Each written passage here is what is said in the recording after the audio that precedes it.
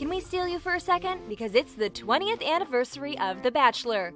I like this. To celebrate this milestone moment, we've gathered some of our favorite franchise alum who are all here for the right reasons. Let's raise a glass as Trista Sutter, Bob Guiney, and Aaron Burgee exclusively recall their most dramatic Bachelor moments with E! News. I was watching Extra at my apartment in Miami when I was a physical therapist, and they just were talking about a new reality show, and you'd get to travel and meet people, and you know, it was a dating show, but I was like, travel, meet people, let's do this, let's go to LA and have some sunshine in California. Not that I didn't have it in Miami, but I just thought it would be a fun experience. So I applied online. Well, it was a practical joke by the tellers that worked for me at the bank. They watched the first season and I had never heard of it. They thought their boss needed to settle down, you know, and so I came back from lunch one day and I had a voice message from ABC saying, "Hey, thanks for filling out the app.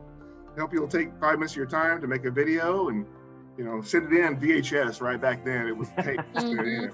And they didn't have people like scouting the dates like they do now. And I know there were still some spoiler guys around there at the time, but they weren't nearly as sophisticated as they are today, where they know the dates and they know when someone's gone home and they kind of do the math. And I think that was just sort of starting when I was The Bachelor, actually, because I remember that they would, when it got down towards, you know, the hometown dates and stuff like that, they would, if I sent someone home, for example, they wouldn't let them actually go home.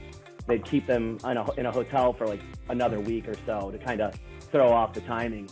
And I didn't know that at the time until they told me that. So I thought that was pretty interesting.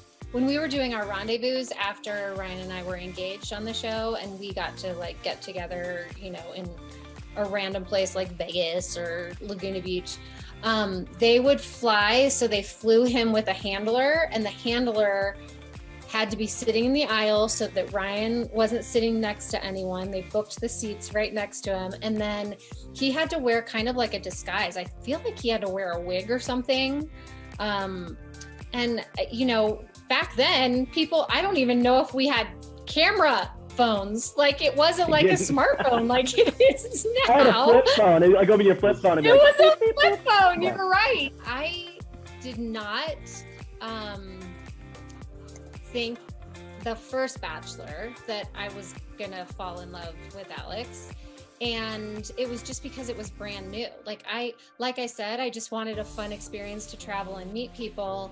And I ended up really having legitimate feelings for him. But going into the first one was just for fun for me. And then going into the Bachelorette, I was definitely very serious. I really wanted to meet my guy. And I thought that ABC was the perfect way to do that, because I couldn't meet all these guys from all over the country without their help. So I was definitely in the mindset of trying to find a long-term love connection and you know, my future husband. So it definitely changed from Bachelor to Bachelorette for me, but I'm thankful that it changed. I mean, my life was forever affected in the best way possible. I have 2 beautiful children that would not exist if not for the show.